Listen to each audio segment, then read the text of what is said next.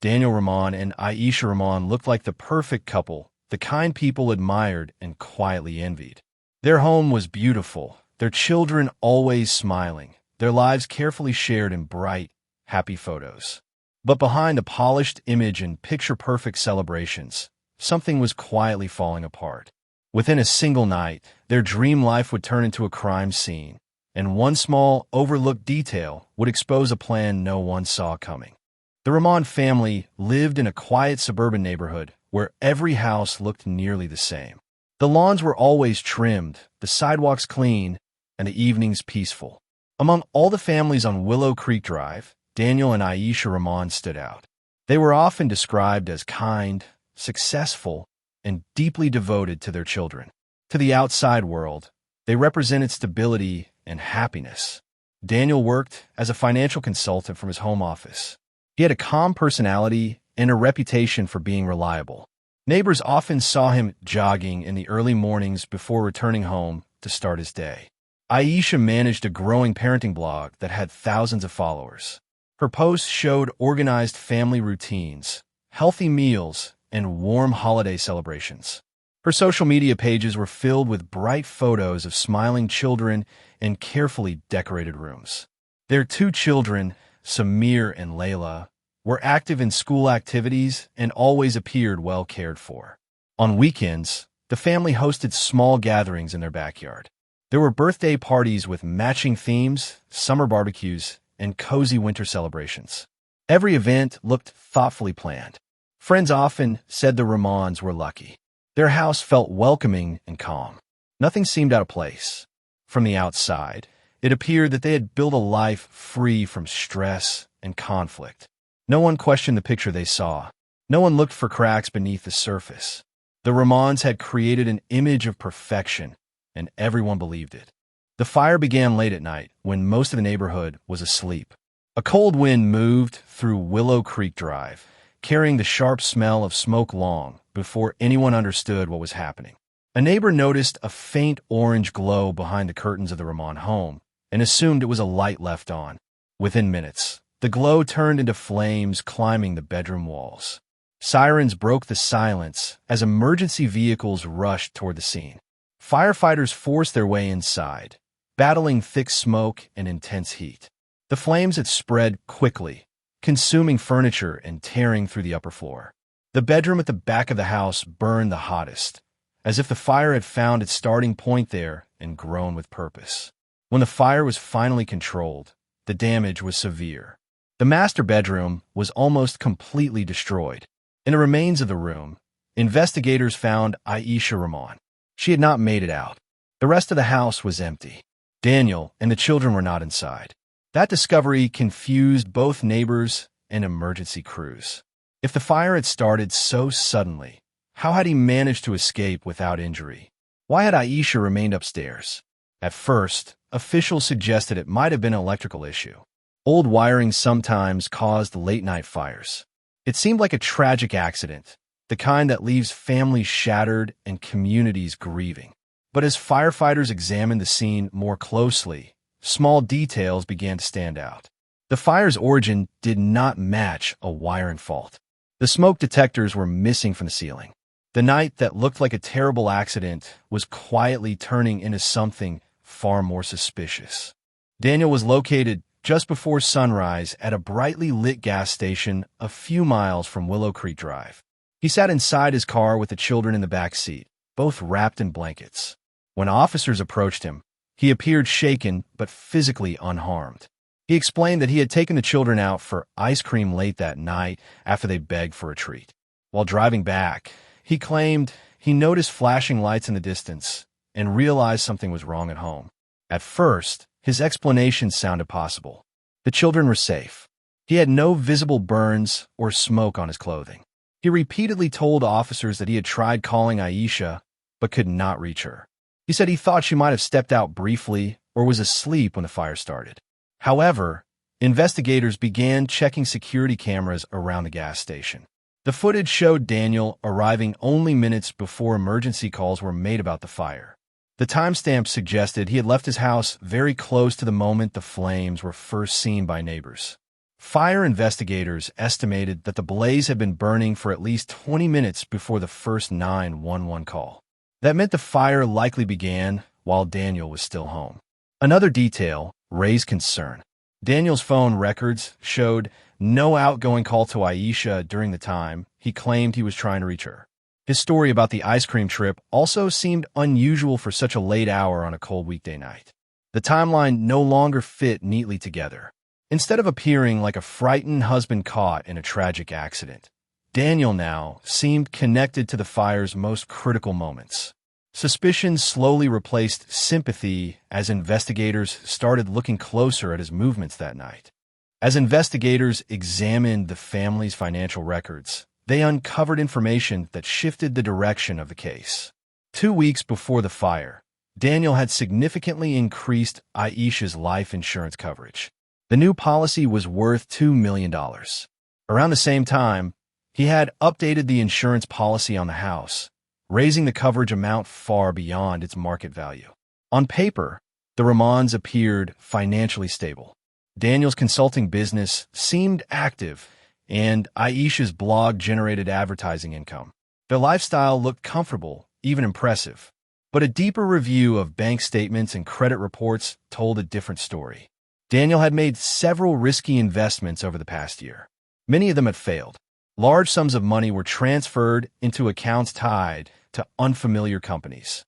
Credit card balances had grown rapidly. There were personal loans taken out quietly, some without Aisha's knowledge. Late payment notices were hidden in digital folders. Investigators also found that Daniel had recently met with an insurance agent multiple times. Emails showed urgency in finalizing the increased coverage. The timing raised serious questions. At the same time, forensic analysis of Aisha's laptop revealed internet searches related to divorce procedures and asset division. She had visited websites explaining how to protect personal finances during separation. It appeared she may have started to question the stability of her marriage.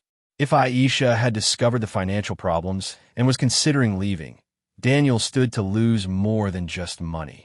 Divorce could expose the debt, damage his professional reputation, and divide their assets. The combination of rising insurance policies, hidden debt, and possible marital conflict formed a troubling picture. The fire no longer looked random. It began to appear connected to financial pressure and the fear of losing control over a carefully built image. As cleanup crews carefully removed debris from the burned structure, investigators had continued searching for anything that survived the flames. Most of the upper floor had been destroyed, but the basement had suffered less damage. In a far corner, beneath fallen beams and soaked insulation, they found a small metal lockbox. It was scorched on the outside, but still sealed. Inside were documents that had not been stored digitally. There were printed bank statements showing transfers between accounts that had never appeared in joint records. Some of the accounts were opened in Daniel's name only. There were also copies of property documents indicating that he had begun paperwork to transfer full ownership of the house solely to himself. Among the papers was a spiral notebook written in Aisha's handwriting. The entries were dated over several months. She described noticing unusual withdrawals and unfamiliar business transactions. She wrote about feeling uneasy and confused by sudden financial decisions she had not agreed to. In later entries, her tone shifted from confusion to concern. She mentioned discovering hidden debt and fearing that something serious was being concealed. Tucked between the pages was a receipt for the purchase of industrial-grade accelerant. It had been bought from a hardware supplier 3 days before the fire. The quantity was far more than needed for any normal household task. The signature on the receipt matched Daniel's. Fire experts had already determined that the blaze spread unnaturally fast. Chemical analysis later confirmed traces of accelerant in the bedroom flooring. The lockbox changed everything. What once seemed suspicious now appeared calculated. The documents suggested preparation, secrecy, and motive. The fire was no longer just about money. It was about control, concealment, and a plan that had been forming long before the flames began. As digital investigators examined Daniel's devices, they uncovered another layer of secrecy that deepened the case. His laptop contained encrypted folders and accounts registered under a different name. At first glance, the profiles appeared unrelated to him, but forensic analysis linked the activity directly to his home IP address. Thousands of messages were exchanged over several months with someone living overseas. In these conversations, Daniel described himself as a single father who had recently lost his wife. He shared edited photos of himself and the children, carefully cropping out any trace of Aisha. He spoke about starting fresh in another country and hinted at relocating soon. Bank records showed international transfers sent in small amounts to avoid suspicion. The total added up to a significant sum. Investigators also discovered searches for property rentals abroad and school registration requirements in another country. Passport renewal applications for Daniel and the children had been processed just weeks before the fire. Travel websites on his browsing history revealed flight options scheduled within days after the insurance claim would likely have been processed. The timeline suggested careful planning rather than panic. Phone metadata placed Daniel inside the house at the estimated start of the fire. GPS record from his vehicle confirmed it remained parked at home longer than he claimed. Only after a certain point did the car begin moving toward the gas station. The evidence painted a clear picture of preparation.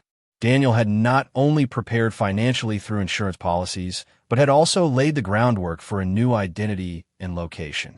The fire appeared to be a turning point in a larger plan.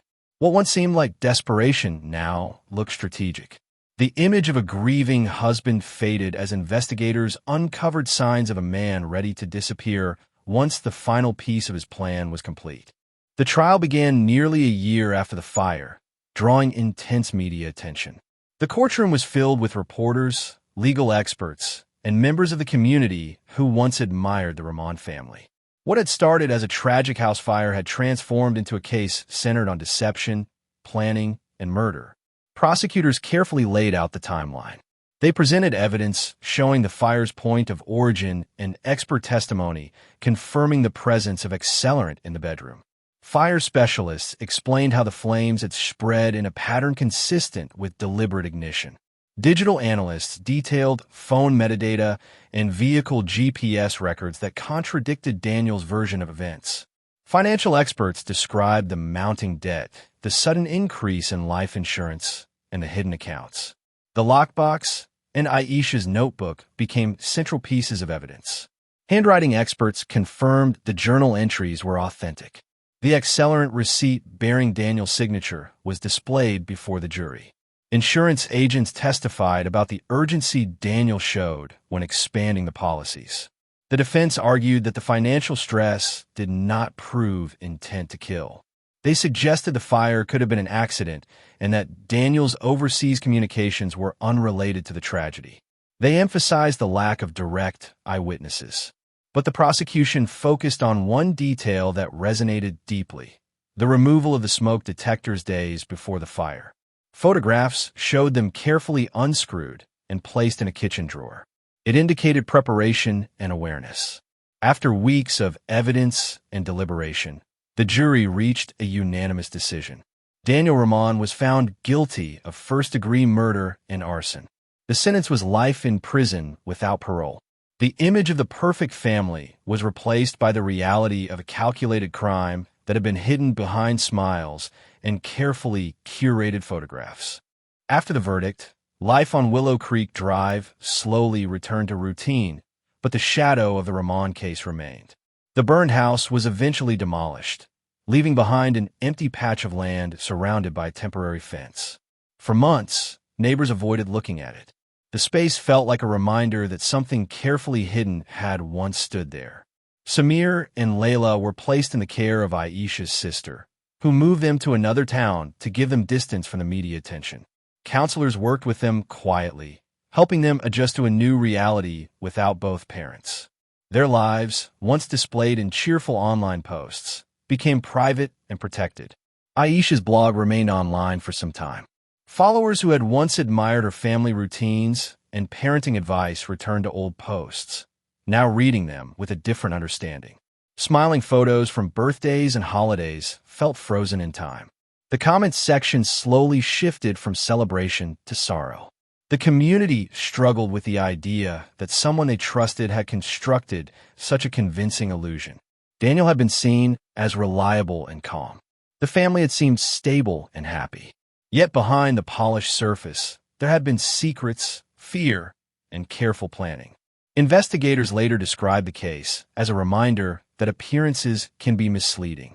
Financial pressure, hidden debt, and personal control had quietly grown beneath a perfect image. The smallest overlooked details, insurance changes, removed alarms, unusual purchases, had revealed the truth. In the end, it was not a dramatic confrontation that exposed the crime. It was paperwork, digital traces, and timing. The perfect family had existed only in photographs. Once one detail shifted, everything else followed, uncovering a tragedy hidden behind perfection.